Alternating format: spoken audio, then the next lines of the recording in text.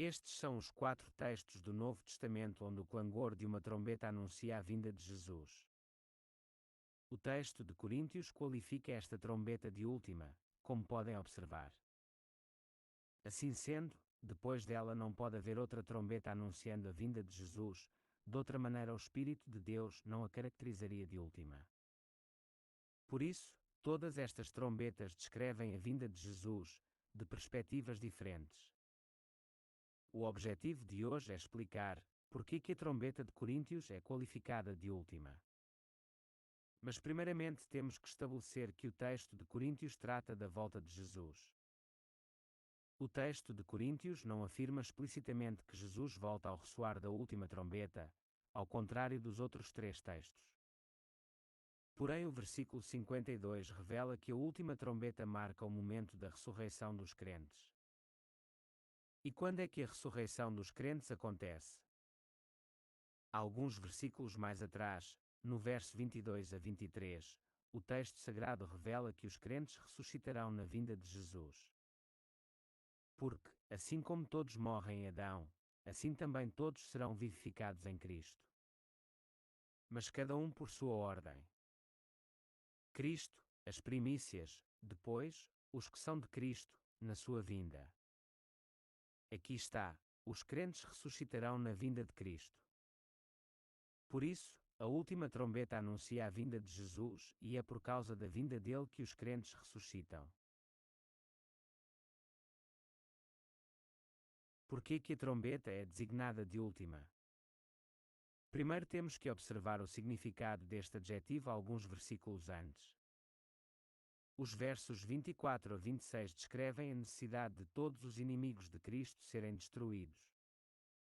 E aqui mais uma vez o Espírito de Deus faz uso do adjetivo último para qualificar a palavra inimigo, que é a morte. Outros inimigos são especificamente mencionados. Todo o principado, toda potestade e poder. Todos eles serão destruídos, porém, o último a ser destruído é a morte. Quando o último inimigo, a morte, for destruído, então poder-se-á dizer que todos os inimigos estarão debaixo dos pés de Jesus. Seria irracional afirmar haver ainda inimigos de Cristo, depois que o último deles é destruído. Assim também, seria irracional afirmar haver um clangor de uma outra trombeta associada à vinda de Jesus, depois de a última ser ressoada.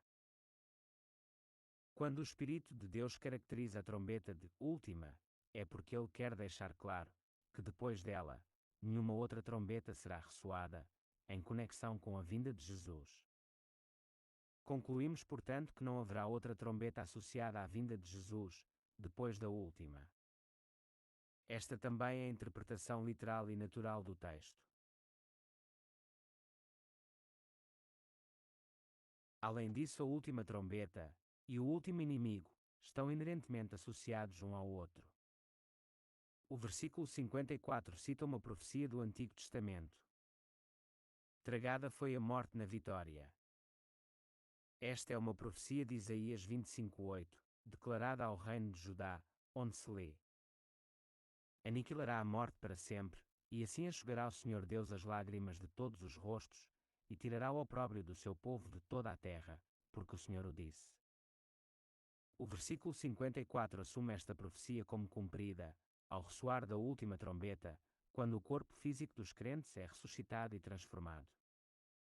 O versículo 55 cita também uma profecia do Antigo Testamento, quando pergunta: Onde está a morte, o teu aguilhão? Onde está o inferno, a tua vitória?